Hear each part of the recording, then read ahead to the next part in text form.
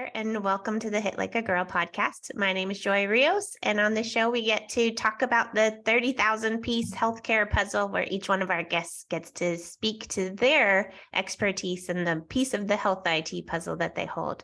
So today we have a special guest, Nora Lissy. Nora, I'd like you to take a minute to introduce yourself and kind of share where you live in the healthcare ecosystem. What is it that the piece of the puzzle that you hold on to?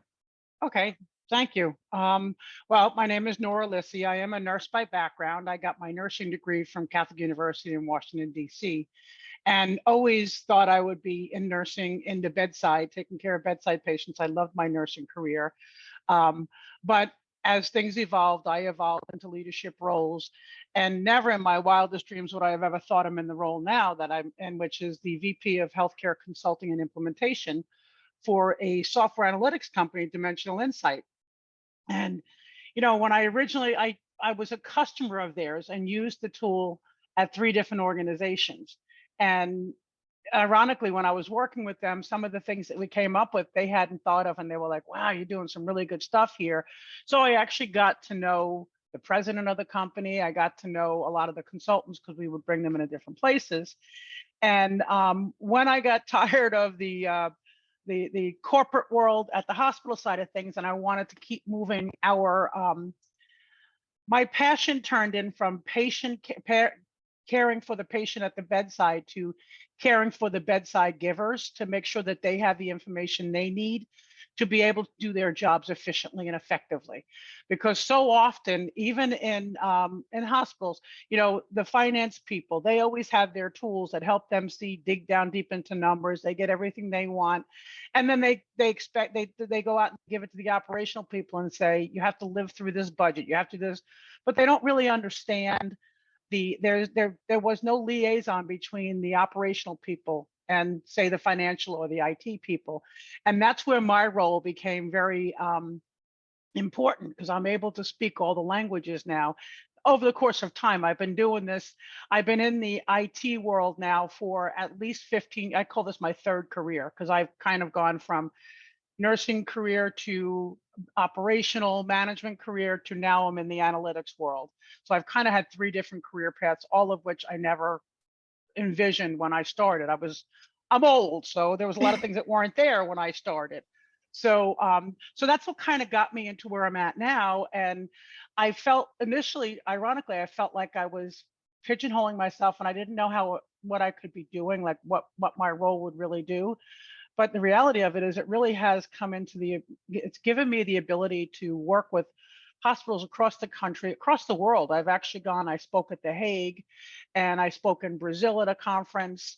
So, I've had opportunities to go in other countries also and see how things are, to basically really come to the same exact answer I knew before we even started this, was that we all have the same problems we're trying to solve. But it's the route with which we go is different. And so what I like to try to do is help the organizations, because we've done it on so many organizations and so many hospitals, help them see, a path to what they might be looking for. So that's a lot of what I do. That's an incredible journey. So I have several questions, but one, I guess, to start with is the Dimensional Insight product itself. So your perspective of having, different engagements and levels of engagement with it. What was it like working with it as a nurse, like from the beginning, and tell us a little bit about that experience, and also what it actually does that you kind of became so excited and passionate about. Okay, well, actually, one of my first projects was when I was the director of decision support at Sarasota Memorial Healthcare, and they had brought me on board to help them with their staffing. I had done staffing and productivity at a previous hospital, and it was a for-profit hospital, which I learned all about finances in the for-profit hospital, and I was able to translate that at the community hospital, which it is not. It's a community hospital, but it is by no means a community hospital. It's it's an excellent hospital. But obviously they needed someone to help them kind of figure out what they're doing to stay profitable At that time so we had brought in Dimensional Insight to help us look at our data, because I was responsible for gathering all the information and providing it back to all the managers and directors. But by the time I was done, it was already gone. Like, you couldn't change. You had nothing. It was always past. It was last pay period. This is what you had. This is how many overtime you had. So we had to come up with a methodology that would allow the managers to make meaningful decisions and control their budgets and what they had with information in front of them. So I met with every single manager throughout the entire organization. It wasn't just nursing. It was actually the entire organization. And I met with the CEO and the whole bit, and we put together their metrics and their measures that they felt were, because finance has the way they look at things, but operational people, it doesn't work the same way the numbers do in finance. There's nuances. So I was able, being that person that had the credibility with the CFO, as not only a nurse, but as an administrator that he trusted, he allowed me to do what I needed to do to get these things. So we actually had an operational line added to our general ledger, so that they would still end up with the same, you have this many FTEs you can work with, but their metric of how they measured that was more towards what they do operationally, so they can understand their book of business and how they can modify what they're doing. And this updated we had the census come in every hour, so they can see what's happening in census. And then they would see their staffing. So if they needed to call somebody in, they can see if somebody was approaching overtime, that kind of thing. So that's one of the first projects we did. And it was a huge, it made a big difference for all the managers, because it made it easier for them to manage their budgets and manage their staffing. But then we took it to another level, where we created for our bed czar, okay, in the state of Florida, which is where I live, and where Sarasota Memorial is, very seasonal. So you might have a census of 300 in the summertime, but it could go up to 800 in the wintertime. So it's like, how do you even staff for that kind of stuff, right? How do you even know what units to open and close? Well, we created a very rudimentary prediction of the types of patients we were going to get when they're going to be medical, surgical, come through the ED, or come through a provider direct admission, so that we were able to identify by the time of day, the discharge unit, the whole thing. And we were accurate anywhere from 84 to 97% on a weekly basis. So that the bed czar, she was one who always said, "Oh, Nora, you and your numbers, you're just throwing." I said, "Just try this." And she said, "Oh my God, it makes such a big difference," because she knew when she could open a unit, close a unit, know how to do the staffing, so that they were much more ready. It was less reactive and more proactive. We did the same thing in the ED. The ED is 126 bed ER. Well, you're not going to staff 126 beds at one time, but you also have to know when you kind of are creeping up and need to get somebody in here before we die, right? And so we created that as well, so they were able to use that and identify when it is safe to open units and close units.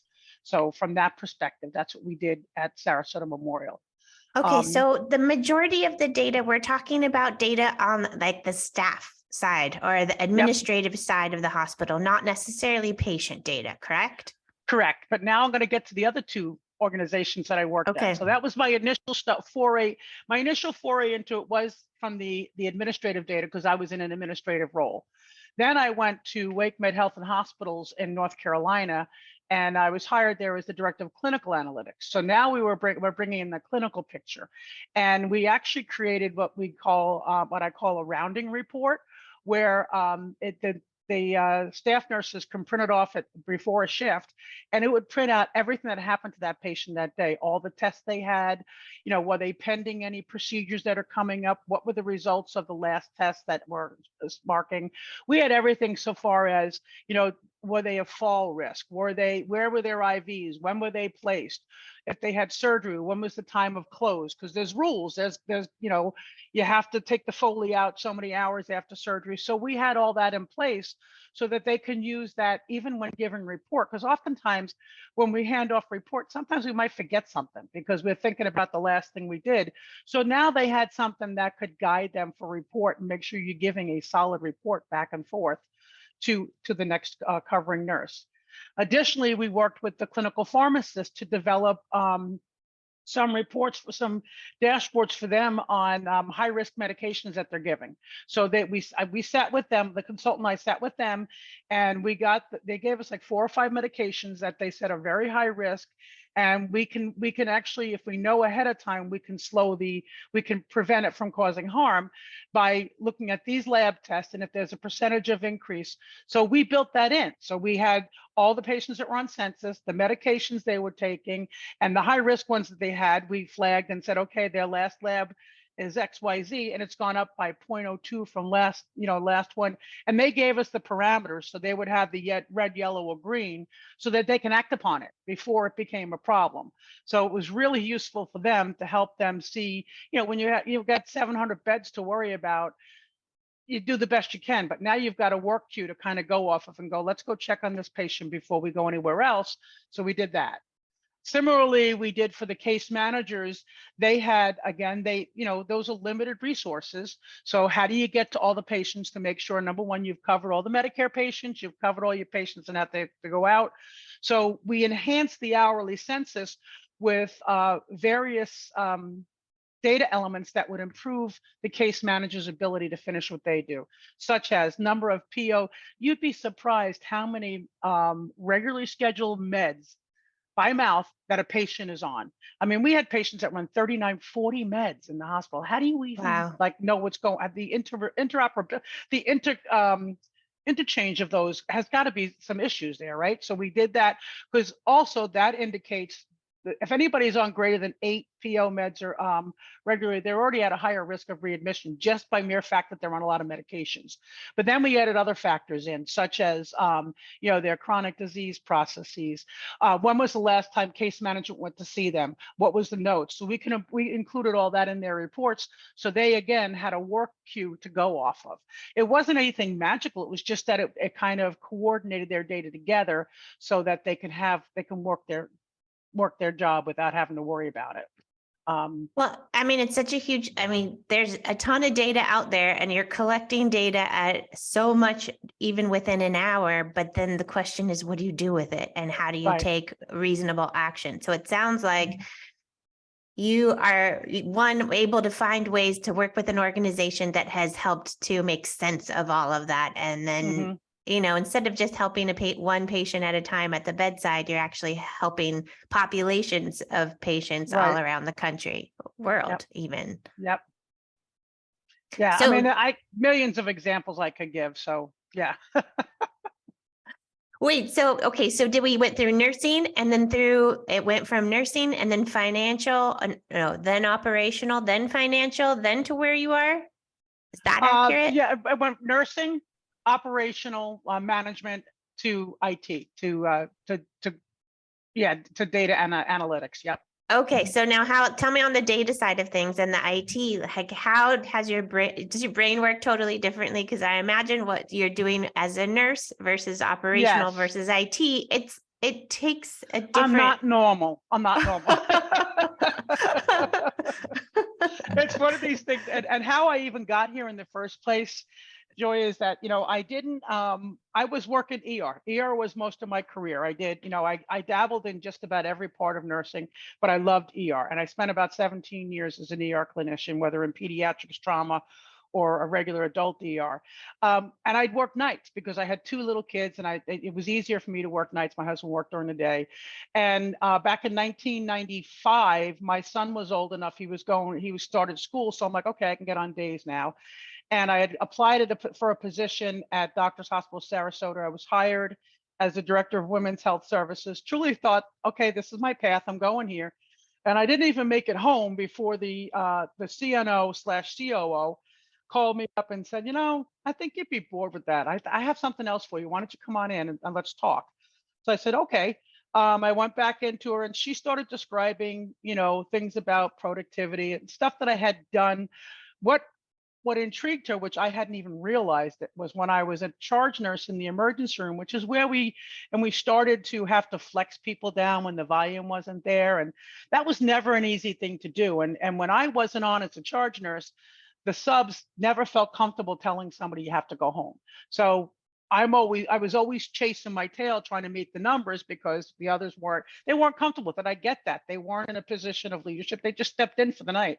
So I said, how can I do something to make it easy so that nobody has to feel guilty and everybody knows where they stand and when they can expect. So what I did was, when I created their regular schedule, I also created a call-off schedule. So they knew that on Tuesday, the 26th, between 9 and 12, if they don't get called off, they won't get called off the rest of their pay period, because I had stabled it out that way. And so now people knew when they were going to get called off, so they didn't have to worry about using PTO. And I just kind of said that as a discussion with the CNO. Well, she thought, oh my God, this girl can do my numbers, because she was the CNO and the COO, and she didn't know numbers at all. And so she hired me on board to do that. And I'm telling you, I got my first spreadsheet from corporate, because it was an HCA facility. And it was an Excel spreadsheet, I swear, that was probably about 900 columns long and 5,000 rows. And I'm like, oh my God, I don't even know what I'm doing here. And I literally did it like I dissected it. I just said, okay, where is this coming from? This coming from? My first day on the job, I get stopped in the hall by the controller, which I didn't even know what a controller was. Okay. So I get stopped in the hall by the controller, and he says, hey, Nora, I'd like to talk to you about the accruals for agency.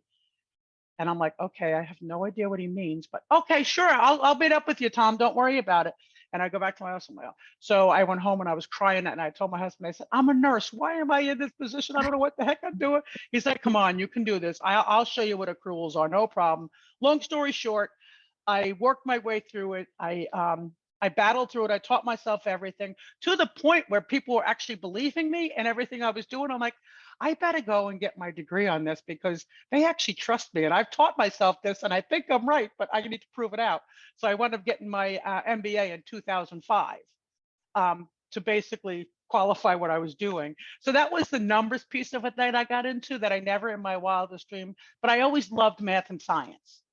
And so the natural progression was, I could do I always thought, what would I be if I wasn't a nurse? I'd probably be a private investigator. I love investigating. I love digging. And that's what data is, right? I mean, Yeah. one of the things that our president always says to me, he goes, well, Nora, you're different. You got that gene. I said, what do you mean, Fred? He goes, you got that data gene. He goes, not everybody has, he goes, not even all my consultants have that data gene. And he's right. Some people they can slap the numbers up there, but they really don't see it. I immediately can look at a report and know there's something wrong with it. Whether I know Yeah. what's in it or not, I can point it out. So it's just something that I love, and that's how I got to there. But something that is standing out to me, it's not just intellect, because you definitely are able to pull a story out of the data. It's like emotional intelligence too, to be able to speak to, okay, what is it that is the concern of the staff, right? Like you coming from your perspective to know, like, hey, I don't want anybody's feelings to get hurt. This is just a business decision that needs to get made. How do we make everybody happy and make sure that we're meeting the needs of all the stakeholders? Like it's the data, but it's also the human element of making sure that those folks are taken care of, or that you're identifying what is the through line, or what is what is changeable, right? You have 900 rows of data. Okay, or 900 columns. What's the column that's standing out that we can start to make changes on? Would you agree? I would agree. I think that, I think a lot of that comes from having grown up in a family of 12, and you learn to navigate. I think that's part of it. I mean, I think I learned to navigate what's in front of me. One of my strengths and weaknesses is that I'm very empathic. I care, I understand, I feel, sometimes too much. So I have to always find that balance. But yes, I mean, when I approach it, I'm not approaching it from this is the number 2 + 2 = 4, and that's it. It's more of, all right, how does this affect everything we're doing? And one of the first things I learned by accident, because I made the mistake, was, don't assume you know what people need. You have to talk to people. And I give you an example of that. When I started in that position at Doctor's Hospital, and I was working with the director, and we were commissioned with coming up with a staffing matrix. So she and I sat in a room till midnight one night and said, okay, we could do this, because the numbers worked out. But then as soon as we showed it to the managers, this doesn't work. That's not even how our unit is. We can't do that on this unit. And I'm like, What do you mean? Show me. And I said, oh my God, those, it was my first lesson. And whenever you do anything, always make sure you understand the full picture before you come out and present, because you could get egg on your face. And Yeah. so that really taught me that, and that took me forward that's always in my mind. The other thing that resonates in my mind is when I went to Sarasota Memorial, and the CEO was a physician. And he said to me, he goes, oh, so I hear about you. He goes, you're a big numbers person and you got this information and you know a lot about data. He says, I just want to warn you, you're going to get a little pushback from the doctors. He says, but don't take it personally, because we're always, as clinicians, we're taught to find what's wrong, not what is right. So if you show us something and we don't like the answer, we're going to tell you it's wrong. And I said, I understand completely, but it was another tool in my belt to make sure, number one, that I always check my data before I go have a conversation with someone, to know that if there is something that sticks out to me, it's obviously going to stick out to him or her. So make sure you know why it's sticking out. And that became part of my whole mantra. I do that with my staff. I always tell them, you need to give it a litmus test. Does it look logical to you? Before you tell the customer to take a look at this and there's 5 holes in the data, why don't you come to me and say, why is this hole here? And I had a staff member tell me when I was working in IT at Baptist, she said, they called me over to their desk. There was 2 of them together, and they said, Nora, we've done everything that you would go down. We've done what would Nora do? And we still can't find why this isn't matching. And I found it right away, because again, I had that eye, I knew what I was looking for. And they're like, we knew you'd find it, but we did every step you did. But I was really proud of the fact that they understood to go methodically through it and not just say it's done. I was really excited that they had, because when they first came, they were just like, here, it's done. So, they had learned. So I was really excited about that. What were some of the challenges on the technical side or the IT side of things? Because that's got to be a total Oh, shift from. it was just understanding how IT works. Like, again, perfect example is, when I was working on something and I called the IT department, I said, I'm doing this in Excel. Can you help me? And they're like, no. What do you mean? Why can't you help me? I go, we don't know the software. And I said, it's like understanding even the roles within within IT, who does what and who's capable. It's almost like I never thought of IT as being segmented, almost like healthcare is. You have cardiologists, you have generalists, well, in IT, they've got the same thing. You've got the hardware guy, you got the software guy, you got the analytical guy. So understanding all those parts and pieces of how they come together, and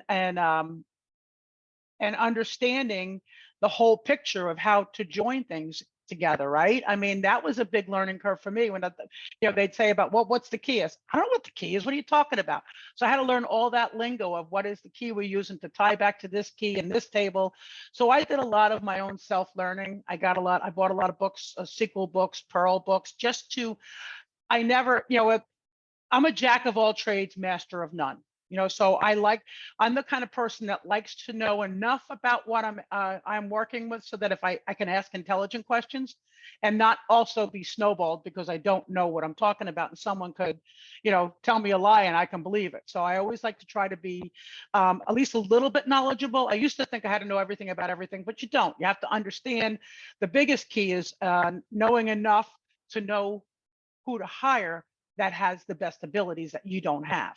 And that Yeah. is one thing I did learn in my career from the CNO that hired me, was she saw something in me that I didn't even know I had, but she knew she didn't have that talent and she wanted me for that.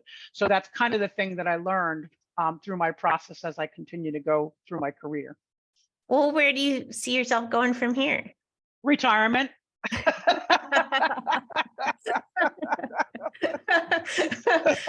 It sounds like yeah, that's fair. I mean, it sounds like you've had a very full career. So have you been able to sort of transfer your knowledge set to your team and teach all of the amazing lessons that you've learned throughout your career to those that are going to be, following behind you?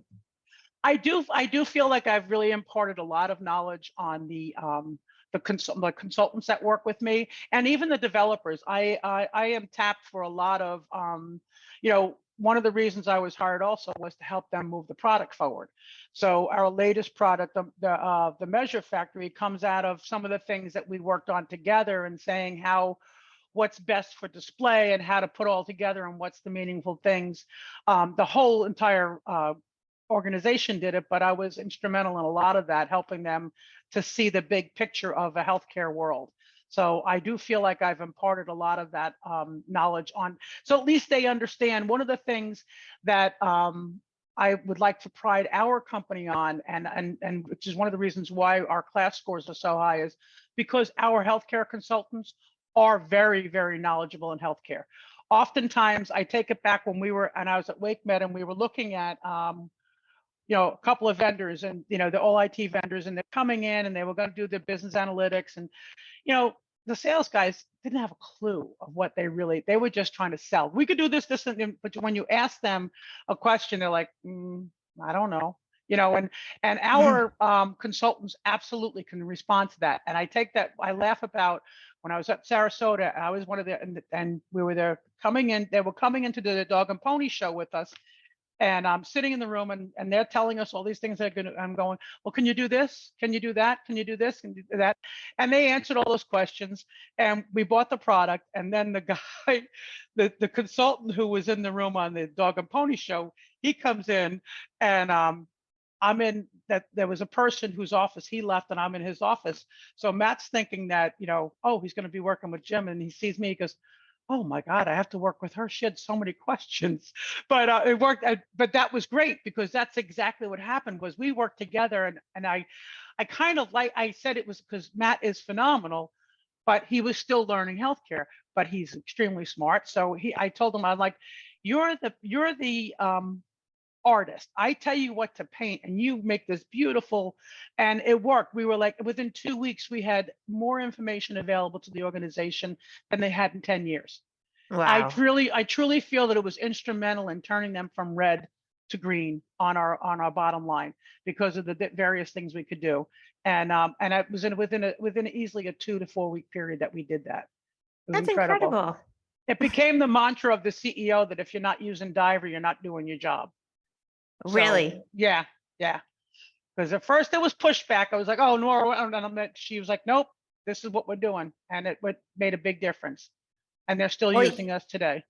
I'm sure you were like the most ideal customer too, because as somebody who, with the insight of how it's actually used, coming in and saying, you know what, I think you guys could do better, and you could do better, and you could be really supporting your customers better. Absolutely. I mean, that's incredible. What an incredible journey you've been on. It has been very incredible. It's again, I look back and I go, wow, how did I get here? And I've had opportunities, like I said, to go to other countries and speak. I've had a couple of awards because my organization is backing me, and I've met so many incredible people along the way at different hospitals that I've made friendships with. So I really have had a great journey. Well, Nora, thank you so much for taking the time today. If people want to connect with you or actually understand more about Diver, where would you send them? Well, they could go to dimensionalinsight.com, or dimins.com is our website, and that's going to have there'll be a lot of different videos for them to see what we do and how we do it. And then they could always contact me at nlissy@dimins.com. Awesome. And I'd be more than happy. Wonderful. I'll include that information in our show notes. Appreciate your time, and thank you for being a guest. Thank you. Have a great day. You too. Bye-bye.